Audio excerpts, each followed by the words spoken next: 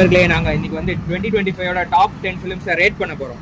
டேய் ரேட் பண்ணல, tyre rank வந்து பண்ணல, நாங்கள் வித்தியாசமாக ஒன்று பண்ணுறோம். அதான் தமிழ்லேயே போட்டிருப்போல, இந்த வருஷம் ரிலீஸ் ஆன 5 அண்டர்ரேட்டட் ஃபிலிம்ஸ் பார்க்க போகிறோம்.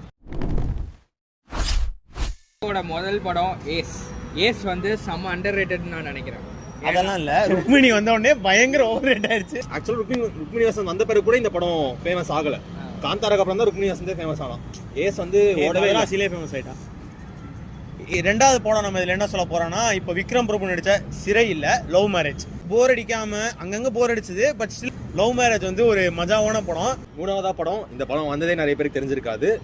இந்த படம் வந்து பாட்டில் ராதா வந்து டேய் பிரேமபுரம் எல்லாருமே கண்டிப்பாக பார்க்க வேண்டிய படம் இது. சரி, பிளாட் வந்து ஒரு ரீஹாப்ல இருக்கிற ஒரு கஷ்டப்படுற மாதிரியான ஒரு படம். ஃபோர்த்தாவை பார்க்க இது வந்து ஒரு டார்க்கான செம்ம த்ரில்லர். இது ஆக்சுவலான டார்க்கான த்ரில்லர்.